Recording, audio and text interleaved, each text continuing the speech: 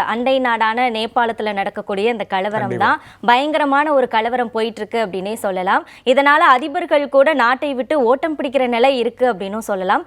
இதுக்கப்புறம் நேபாளம் எப்படி இருக்க போகுது சார்? அங்க வாழக்கூடிய மக்களின் நிலை என்னவாக போகுது?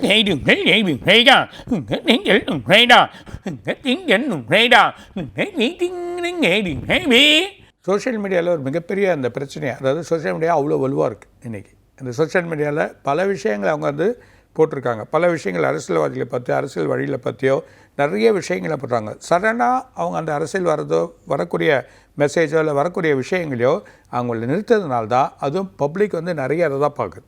இன்றைக்கி வந்து செல்ஃபோன் தான் நிறைய பார்க்குது, செல்ஃபோன் தான் வழியாக போகுது, நிறைய மீடியாக்கள் வழியே செல்ஃபோன் தான். ஸோ அப்படி இருக்கிற ஒரு மெசேஜை வந்து பெரிய விஷயத்தை வந்து இவங்க கட் பண்ணாங்க. அதை கட் பண்ணதுனால தான் மக்கள் அங்கே கொந்தளிச்சிட்டாங்க. ஸோ அந்த கொந்தளிச்சு இல்லாமல் நிறைய தப்புகள் வெளியே படையாயிடுச்சு. யாரெல்லாம் பெரிய ஆளுங்கோ இல்லை அந்த நல்ல ஒரு வழியாக இருக்கவங்க கூட அது பெரிய தப்புகள் பண்ணுறாங்க அப்படின்ற ஒரு விஷயங்கள் வெளியாகிறதுனால ஒரு பெரிய குழப்பத்தில் அரசியலில் ஒரு பிரச்சனையாக இதுவாகி இப்போ அது போய் அவங்க அந்த நாட்டோட அதிபரே வேறு கண்ட்ரிக்கு போக வேண்டிய ஒரு சூழ்நிலை ஏற்பட்டிருக்கு. இது ஒரு முதன்மை.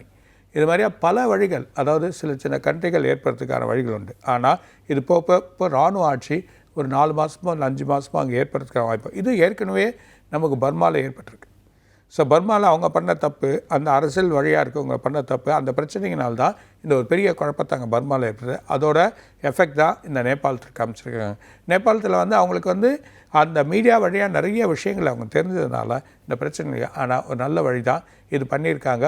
இதில் ஒரு மாற்றத்தை எதிர்பார்க்க முடியும். நேபாள கவர்மெண்ட் வேறு வழியாக மாற்றங்கள் வரும், எதிர்பார்க்காத சேஞ்சஸ்லாம் ஏற்படும், புது வழியான உருவாக்கப்படும். ஆனால் இப்போ இராணுவம் வந்து அதுக்கான வழி இருக்கும். ஸோ இராணுவத்திலிருந்து அதுக்கப்புறம் செயலாக நடக்கும். இது ஒரு பக்கம் இருந்தாலும் நேபாளத்தோட எக்கனாமிக்கும் குறையலாம், அது ஒரு பிரச்சனையாக இருக்கலாம். அந்த ஒரு குழப்பத்தினாலே இது உருவாயிருக்கலாம். ஸோ அதனால் வெளிநாட்டு தரப்பில் வந்து அமெரிக்கா பண்ணுது, அமெரிக்கா தான் அந்த ஊடகங்கள் செய்யுது அப்படின்ற மாதிரி சொல்கிறாங்க.